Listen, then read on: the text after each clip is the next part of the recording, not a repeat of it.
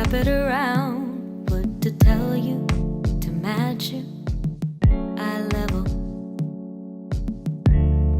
You're a child and you give it away, but you make me wanna grow down to the ground. Backpedal. Oh, the less you move. I think one of the challenges is us being down, like the regular citizens, the people, non-politicians, is we spend more time being so condescending on one another and talking down on one another than motivating and standing behind somebody and motivating the next person. So when you see, some type of wealthy white man or whatever get in here and they structure the policies or the laws to what benefits them in their bubble, in their circle, we tend to get mad. But all we do is just sit up here and just talk down on one another. You know, I feel like who would you say is the next minority politician here in New Haven that is like really making a voice that's really speaking with logic?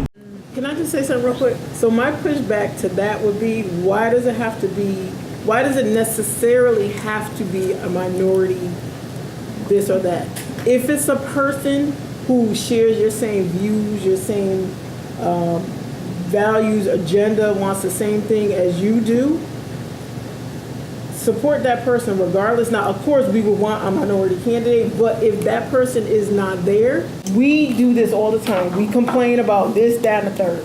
This person's not doing this person's not doing that. Okay, so what are you doing? We need to find somebody, like he said, find somebody in the community who we feel would make a good candidate for Alder, and then support that person for Alder, and then support that person for state rep, and then support that person for senator, and then support that. It has to start at the ground level, because that's where the presidents and the senators in Washington come from. They come from the states. They come from the cities.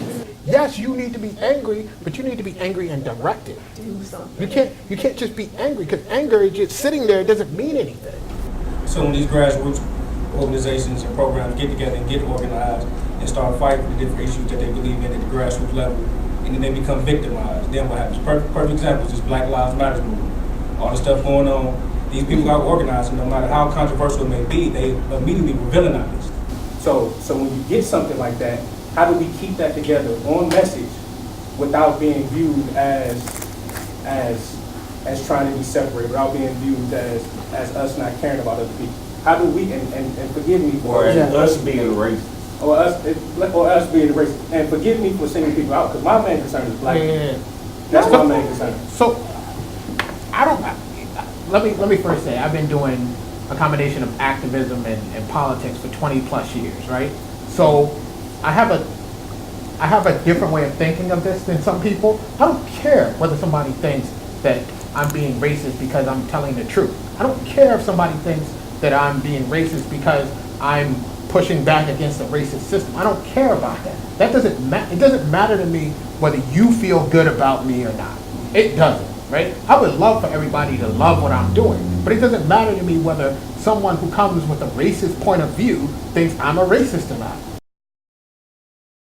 You know what I do in response to Black Lives Matter? I've stood out there and said, yes, Black Lives Matter. If you drive by my house right now, guess what sign's in the window? You can clearly see it, right? The response is, if you put the right people in the right places, those people are part of your fight. You don't even have to ask. Nobody asked me to put a sign in my window that says black. People drive by my house, I'm like, I can't believe that the senator has a Black Lives Matter sign. You don't like it, vote me out. Like, this is what I'm saying. It's like we're so focused on, well, they respond to us like this, they do this. Listen, put somebody in who's gonna help you to push back. Every time somebody says something about Black Lives Matter, I'm like, no, you are wrong.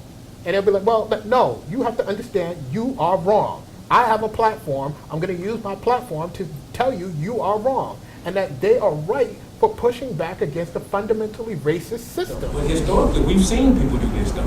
We've seen people mobilize large communities and get that voice and get that platform, whether it's many of these different leaders throughout the 60s, throughout the 70s, and even into the early 80s. And these leaders were either slandered, these leaders were either thrown in prison wrongfully, these leaders were either deported going back to the early 1900s, These leaders were either wrongfully convicted of many different issues. So that's my issue. When something is systematic, and when still collectively as a group, when we lack power, when we get to that level to really kick down the door, and then that power is standing in the way, that money is standing in the way, that goes back to my original question. How do we pull our resources together to get enough power, to get enough money to eventually kick down that door, or that glass ceiling almost? I think what you're talking about is largely about very few people, right? I think you've got to have an influx of people into the system. I get slandered all the time. Hell, there was a maybe last year or the year before, there's a piece in the paper about me telling white people that they don't get to speak about issues of race and that I hate white people. I never said those words. White people will even tell you I never said those words, but it's in the paper, and I actually have had people come up to me and go, I used to respect you. Right? That's what they do. But I expect it. I've had death threats for saying things the way that I say, but I expect it. But if you put enough people in there, it's harder to take, it's easier to take out one or two than it is to take out many, right? We don't do that. We don't do that. And we also wait for people to get in the system who have the courage to say what they need to say. Like, stop waiting for it, put people in. Let me get my head right. Oh, let me get my head